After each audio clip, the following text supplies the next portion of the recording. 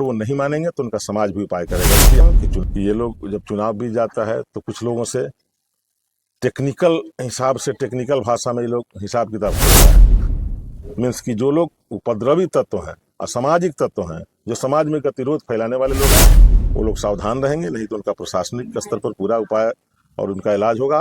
और अगर आप लोगों के माध्यम से मैं वैसे लोगों तक ये संदेश पहुंचा देना चाहता हूं कि चैनल के माध्यम से अपने कल्याणपुर विधानसभा के आदरणीय सभी मतदाता मालिकों का, भाइयों बहनों का सादर वंदन, अभिनंदन करता हूं। और आप सबके जितने श्रोता हैं, जितने पढ़ने वाले हैं और जितने चाहने वाले हैं, उनका भी बहुत बहुत अभिनंदन करता हूं। और आप सबको पता है कि मैं 16 कल्याणपुर विधानसभा से एनडीए समर्थित भारतीय जनता पार्टी का उम्मीदवार था और यहाँ मुझको जनता ने लगभग 16,000 मतों के अंतर से चुनाव जिताया है।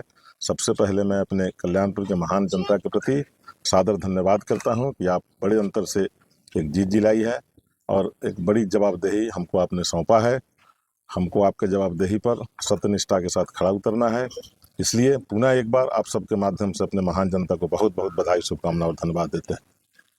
चुनाव जीते हैं, क्या सबसे पहला काम क्या होगा? बड़ी अंतर से चुनाव जीते, लगभग 15,000 के करीब चुनाव। देखिए, हम जिस नेतृत्व में काम करते हैं, हम लोग का स्पष्ट है पहले से ही, सबका साथ और सबका विकास। विकास हम लोग का प्राथमिक एजेंडा है। अब विकास के एजेंडे में जो जो आयाम है विकास के, जो जो प्रायोरिटियां हैं, उसको करने का आदमी प्रयास करेगा ताकि हमारे क्षेत्र का सर्वांगीण विकास हो। चाहे वो सड़क का मामला हो, पुल पुलिया का मामला, एजुकेशन का हो, इरिगेशन का हो, जो भी मामला हो, प्रायोरिटी में वो रहेगा और प्रायोरिटी में रहेगा विकास। फिर रोजगार का मामला है तो आप सबको जानकारी में होगा और जानते भी होंगे कि पिछले बार भी जब मैं यहाँ का प्रतिनिधित्व कर रहा था तो मदर डेयरी जैसे संस्थान अपने माननीय आदरणीय सांसद, उस समय के तत्कालीन कृषि मंत्री श्रीमान राधा मोहन जी के सहयोग से बथना में स्थापित कराने का काम किया था और पूरा उसका एक्सटेंशन भी हम लोगों ने कराया है, जिसका शिलान्यास हो गया है। एक बड़ा प्लांट और लगने जा रहा है। मैं विधायक बन गया तो मुझको पूरा विश्वास है कि मैं जल्द से जल्द उस काम को कराऊंगा। और उस प्रकार का दूसरा काम भी, चूँकि बिहार में बड़े बहुमत के साथ एनडीए ने इस बार बाजी मारी है, जनता ने इस पर भरोसा किया है। पहले से भी ये सरकार चल रही थी, लेकिन बहुत बड़ा मैंडेट जनता ने दिया है और मुझको पूरा विश्वास है कि जो मैंडेट जनता के द्वारा दिया गया है, उसके आधार पर जो बिहार की सरकार इस बार भी बनेगी, वो बिहार में विकास की रफ्तार को तेज करेगी और बिहार को काफ़ी गति देगी, जिसमें हमारा कल्याणपुर विधानसभा भी शामिल रहेगा, क्योंकि कल्याणपुर से भी हम प्रतिनिधित्व करेंगे और कल्याणपुर भी उसमें शामिल है। कल्याणपुर की महान जनता ने प्रतिनिधित्व का अवसर दिया है, तो मैं पूरी कोशिश करूंगा कि अधिकाधिक काम, और जो भी काम यहाँ के रुके पड़े, अभी जो सड़कें नहीं बनी हुई हैं, जिन सड़कों का आरडब्ल्यूडी से पीडब्ल्यूडी में एक्सटेंशन कराना है, जिनका पीडब्ल्यूडी से एनएच में कन्वर्जन कराना है, इस प्रकार का कई जगह है जहाँ भी बड़े पुल पुलिया की आवश्यकता है। फिर एजुकेशन में बड़े डेवलपमेंट की ज़रूरत है। आप सब जानते हैं कि यहाँ शिक्षण संस्थान के रूप में सेंट्रल यूनिवर्सिटी जैसा संस्थान आदरणीय प्रधानमंत्री माननीय नरेंद्र मोदी जी के सौजन्य से स्थापित हो गया, लेकिन अब उसके लिए जो उसका जो रॉ मटेरियल तैयार होना है, इसके लिए हायर एजुकेशन वाले संस्थान सब क्षेत्र में जरूरी है। तो मैं उसका भी प्रयास करूंगा कि मेरे क्षेत्र में डिग्री कॉलेज हो, टेक्निकल कॉलेज हो, और इस प्रकार का जो भी काम है वो मेरे प्रायोरिटी में रहेगा। कल्याणपुर बाजार का मुख्य जो है मार्ग, उसको लेकर के समस्या बनी रहती है, इस पे क्या ध्यान आकर्षित करेंगे? देखिए, कल्याणपुर के जो भी लोग वहाँ के व्यवसायी भाई हैं या वहाँ के निवासी हैं, उनके सहयोग से एक समस्या वहाँ का अतिक्रमण भी है।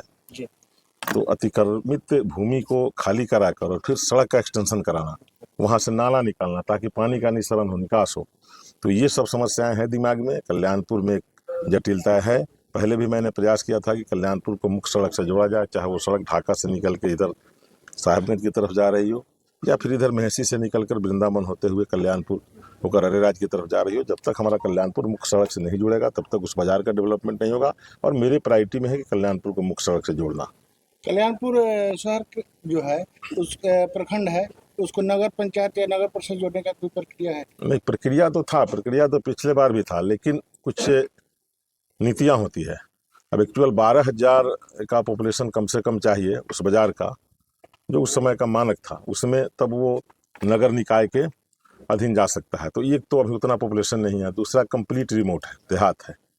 तो उसमें क्या होता है कि जब अब ऐसे क्षेत्र को हम लोग नगर निकाय में डालते हैं तो कई तरह का टैक्स लग जाता है, अलग से रेवेन्यू वगैरह बढ़ जाता है, फिर पानी बिजली और भी कई तरह की स्थितियां उत्पन्न हो जाती है। तो यहाँ मैंने विचार किया अपने लोगों से और सब लोगों ने कहा कि नहीं, इस बार इसको वेट करना चाहिए, अगले बार हम लोग प्रयास करेंगे। अगर जनता की विचार होगी, हमारे सभी आदरणीय कल्याणपुर वासियों का विचार होगा, तो मैं प्रयास करूंगा कि वो नगर निकाय में शामिल हो जाए, नहीं तो फिर उस पर विचार हम लोग करेंगे। ठीक, थैंक यू। आपके सबके माध्यम से मैं पुनः एक बार अपने सभी मतदाता मालिकों को सादर वंदन अभिनंदन करता हूं, और आपने इतनी बड़ी जीत दिलाई है, इसके लिए आप सबका धन्यवाद करता हूं। और एक संदेश भी मैं अपने वैसे लोगों को देना चाहता हूं जो लोग मेरे साथ चुनाव लड़ रहे थे, कि कुछ लोगों की स्थिति रहती है कि ये लोग जब चुनाव बीत जाता है तो कुछ लोगों से टेक्निकल हिसाब से, टेक्निकल भाषा में ये लोग हिसाब किताब खोजता है, तो ऐसे लोग सावधान रहेंगे।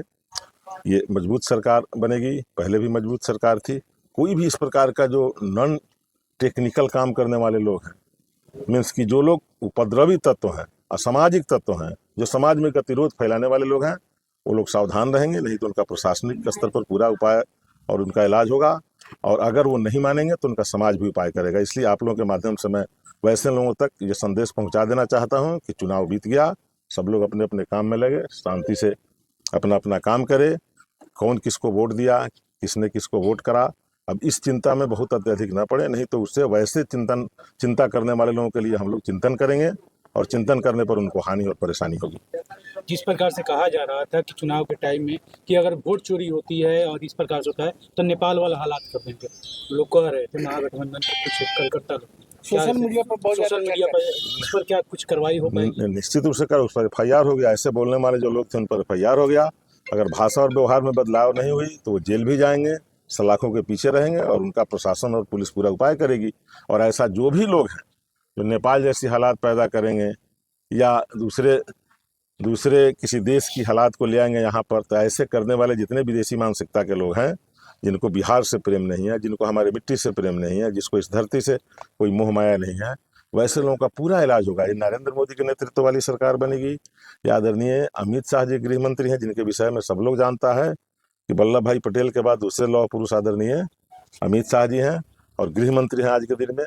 तो ऐसे लोगों को किसी भी रूप में बख्शा नहीं जा सकता है। और बिहार के DGP साहब का भी बयान आपने सुना होगा, विनय कुमार जी का बयान ही नहीं सुना होगा, कार्रवाई भी आपने देखा होगा। तो ऐसे लोगों को समझ जाना चाहिए, ये कुछ भी भड़काऊ बात बोल के, आलतू फालतू बोल के वो बच नहीं सकते हैं। इसलिए जिस प्रकार से कल दिल्ली में नरेंद्र मोदी ने कहा कि कांग्रेस का छंदी विच्छेद हो, इस पर क्या कुछ कहिएगा? कांग्रेस जिस प्रकार से खत्म हुई है बिहार में, जनता संधि विच्छेद कर ही रही है। अब देखिए नहीं, कांग्रेस समाप्त हो गई। हमको लगता है कि 5-6 सीटें मुश्किल से जीत पाई है। जो विपक्ष की बड़ी पार्टी है वो भी विपक्ष की भूमिका के लायक नहीं रही, जनता नकार दिया। ऐसे बयानबाज लोगों का, थोथी दलील देने वाले लोगों का, कुतर्क करने वाले लोगों का अब समाज इन लोगों को एक्सेप्ट नहीं कर रहा है। समाज इन लोगों को बहिष्कार कर दिया, इनका तिरस्कार कर दिया। ऐसे जितने वोट चोरी करके जो लोग ये बन जाते थे, विधायक MP बन जाते थे, ऐसे लोगों को का समय अब समाप्त हो गया। ऐसे लोगों को जनता अब एक्सेप्ट नहीं करेगी। आप देख रहे हैं ना, तेल समाप्त हो गया, ये लोग लालटेन लेके घूम रहा है। अब लालटेन को कौन पूछेगा? अब बिजली का युग आ गया, सब लोग चाहता है कि हम बिजली की रोशनी में रहें। अब न तो लालटेन का युग है, और ना ये लोग का जो हाथ है, जो पॉकेट में लगाता था, जो कोई भी योजना बने तो पहले अपना पॉकेट में जाए, कोई भी सरकार की नीतियां बने तो उसमें फायदा कितना हो रहा है, हमको उसमें कितना फायदा हुआ, ये फिर में रहते थे लोग। तो ये सब नीतियां इस देश से समाप्त हो गई। नरेंद्र मोदी जी और नीतीश कुमार की सरकार है, ये डबल इंजन की सरकार है, ये अग्रणी सरकार है, डेवलपमेंट तेज कर रही है, आगे भी डेवलपमेंट तेजी से होगा। यही आप सबके माध्यम से मैं जनता को भी विश्वास दिला रहा हूं। और जो काम हुए हैं और जो काम सरकार के स्कीम में है, जो काम सरकार के स्कीम है उसमें और तेजी आएगी, जो काम हुए हैं उससे और बेहतर काम होगा। इसलिए सबको विश्वास करना पड़ेगा, और विश्वास है भी कि ये सरकार, आने वाली जो सरकार है, ये बहुत अच्छा बिहार के लिए करेगी। आप सबके माध्यम से अपने सभी मतदाता आदरणीय देवियों सज्जनों का पुनः एक बार सादर वंदन अभिनंदन करता हूं, और सबको शुभकामना देता हूं कि आपने अपना काम तो कर दिया, आपने अपनी जवाबदेही मुझको दे दिया, मैं आपका प्रतिनिधि हो गया। प्रतिनिधि के नाते जो जवाबदेही और जिम्मेदारी आपने दिया है, जो कर्ज मुझ पर लादा है, मैं कोशिश करूंगा कि कल्याणपुर के मान सम्मान के लिए, कल्याणपुर के विकास के लिए, इसके डेवलपमेंट के लिए और इसके हर तरह की व्यवस्था के लिए मैं इसका क्या जिम्मेवार बनूं, और आप सब इसमें भागीदार बनिए। बहुत बहुत अभिनंदन के साथ सबका वंदन करता हूं, सबको नमस्कार और प्रणाम करता हूं, और सबको शुभकामना देता हूं। Thank you.